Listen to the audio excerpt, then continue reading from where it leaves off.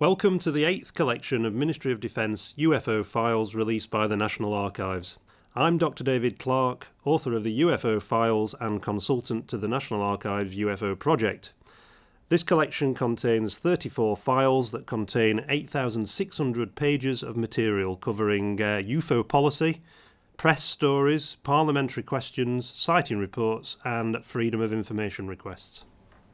So I gather that amongst all of these there are some photos of sightings of UFOs, is that right? Yes, one snowy night in January 2004, a Nottinghamshire man took a series of colour slides showing Retford Town Hall. These were for submission to a photography competition. He saw nothing unusual at the time he took the photographs, but on examining the transparencies he was amazed to find an image showing what appears to be a classic flying saucer, or at least an elliptical shaped object in the sky. Having ruled out lens flares and aircraft, he contacted the Ministry of Defence to see if they were interested in looking at his photographs. They said defence experts would like to take a closer look at the mysterious elliptical object he had captured on slide film. He delivered the slide to the Ministry of Defence in March that year, and it was sent to the Defence Geographic and Imagery Intelligence Agency in July. After subjecting the image to detailed scrutiny, the DGIA said they were unable to reach any definitive conclusion about the nature of the mysterious image. But they did say that it might be coincidental that the illuminated plane of the object passes through the centre of the frame, which indicates a possible lens anomaly such as a droplet of moisture. There are some other examples of the MOD calling upon image analysis experts to help them evaluate UFO photographs. In 1994, VHS footage of a strange object in the sky near Bonnybridge in Scotland was sent to experts at RAF Brampton. They concluded that it cannot be determined whether this object is real or a hoax. It is possible it is a hoax using a kite or video studio effects. This type of work triggered a sharp exchange of views within the ministry. In public, MOD policy was that they did not spend public money on UFO research, but in private, desk officers at the Defence Intelligence Staff were keen to take a look at photographs and films showing UFOs that had been obtained by members of the public. In order to do so, MOD would need to approach people in order to gain access to their footage. This was seen as a risky strategy, as the press and ufologists would interpret any visits from the men from the ministry as proof that a cover-up was underway. Similar problems bedevilled attempts to use public money to put details of UFO sightings received by the MOD onto a computer database for scrutiny. One early attempt to use an MOD computer to study UFOs in 1987 was halted after senior officials decreed that all work should cease as it was in contravention of ministerial statements to the effect that UFOs did not pose a threat to the UK. But the idea was revived in 1993 when a limited study was proposed by the intelligence staff, despite the potential for political embarrassment if news leaked out. Ironically, one official described the potential for what he called disbelief and embarrassment, since few people will believe the truth that lack of funds and higher priorities have prevented any study of the thousands of reports they had received over the last 30 years. And can you say something about the threat from near-Earth objects? The files show that the Ministry of Defence was also drawn into the controversy over the potential threat to the Earth posed by near-Earth objects such as comets and asteroids. In 2000, the Minister of Science, Lord Sainsbury, set up a task force to assess the hazards, and during a visit to the Pentagon in March, 3 scientists from the task force discussed future plans with officials from the Department of Defence, NASA and the USAF Space Command. On return to the UK, they asked for a meeting to obtain an overview of the Ministry of Defence's current and possible UK contribution to international collaborative efforts. But comments on the files suggest that the MOD felt that they had, quote, no remit to defend the Earth against asteroids, or little green men for that matter, and one added, quote, it may be that our answer is that we are doing nothing about it, have no money to spare, and are content to leave such matters to the British National Space Centre. What can you tell us about the night the RAF was scrambled to intercept a UFO? One of the best-known stories in the UFO literature concerns unexplained phenomena that were recorded on British and American radars at RAF Lakenheath in Suffolk during August 1956. These files contain a first-hand account of this incident from a retired RAF fighter controller, Freddie Wimbledon. He was on duty at RAF Neatishead in Norfolk when the American Air Force reported a fast-moving blip on their airfield radars at Lakenheath. To his amazement, Wimbledon said that this UFO was also clearly seen on RAF radars. RAF Fighter Command ordered a Venom interceptor controlled by Wimbledon's radars to intercept this UFO. Wimbledon says, quote, "It was vectored towards the object and the Venom pilot called contact, followed in a short while by Judy, which meant that the radar navigator had the target on his airborne radar. But then he called, lost contact, more help. He was then told that his target was now behind him and it remained glued in that position, following the Venom's every move. A second Venom was scrambled, but it never got within 20 miles before the target sped off, climbing at terrific speed, and disappeared from the defence radars." Wimbledon said afterwards all those involved in the incident were quizzed by a senior officer from Fighter Command, who stressed the need for absolute secrecy.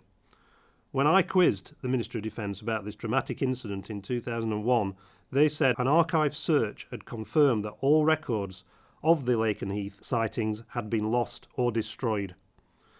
This Lakenheath incident is also mentioned by a retired Ministry of Defence official, Ralph Noyes, in this collection of files, who, in a letter to the Ministry of Defence in 1986, said that he had been shown gun camera film of UFOs taken by RAF Venom aircrew during a secret screening at the MOD main building in 1970.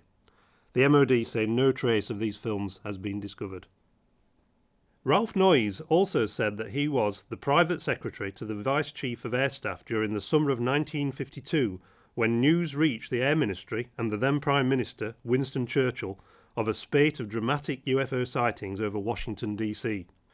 According to Noyes, the Ministry's scientific advisor, Robert Coburn, was instructed to make inquiries with the Americans, but the report that came back convinced the Air Ministry that it was all, quote, American hysteria, and Churchill was advised that there was nothing in the UFO nonsense, as they described it. Noyes adds that after the events of 1952, quote, no further official notice was taken of the subject within the Air Ministry, but other subsequent events suggested to some of us that a UFO phenomenon of some kind or another certainly existed, but there were never solid grounds for regarding it as a defence threat or as justifying official steps such as the establishment of a standing committee of inquiry. As a result, the subject remained, according to Noyes, something of a joke, albeit an uneasy one on occasions. And then I gather there was a problem with Glastonbury Festival at one point and Chinese lanterns. Yeah, the UFO report files in this collection include details of a particular type of sighting that became common in Britain during the summer of 2006. These are descriptions of formations of orange lights drifting slowly across the night sky. They are almost certainly observations of Chinese lanterns or mini hot air balloons that are often released at wedding parties and music festivals during the summer. The Ministry of Defence received many reports of these types of UFO sightings from 2006.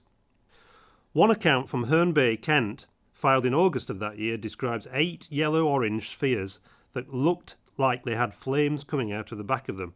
Another from London describes hundreds of fireballs that were an amazing sight in the night sky.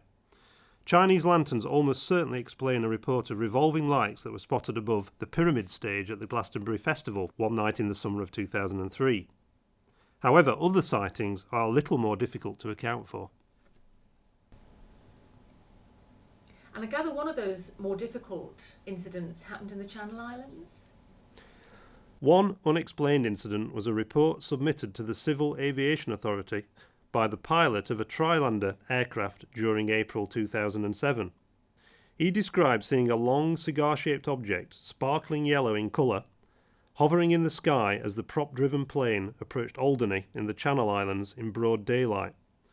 The captain estimated the size of this UFO as being about that of a Boeing 737.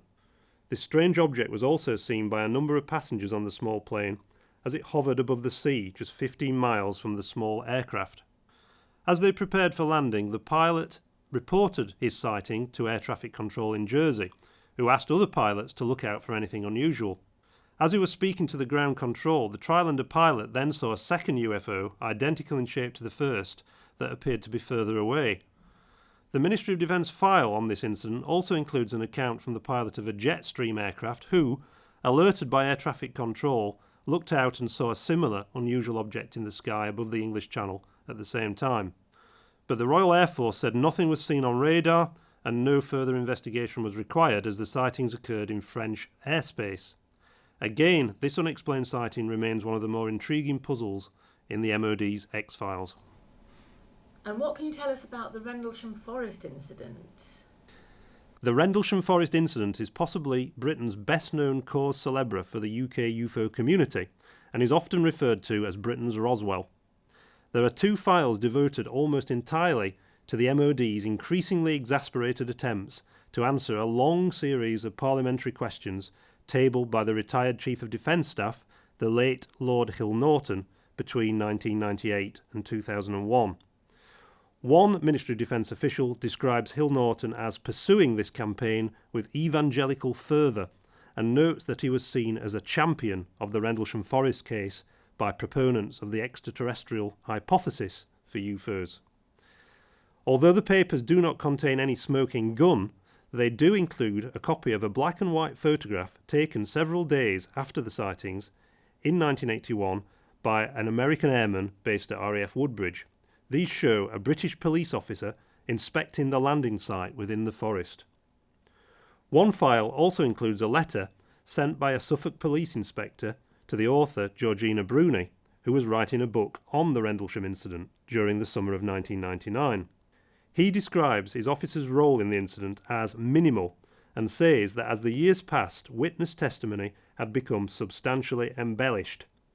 The inspector said the area was swept by the powerful beams from the Orford Ness lighthouse, and he said that he knew from personal experience that at night, in certain weather and cloud conditions, these beams were very pronounced and caused strange visual effects.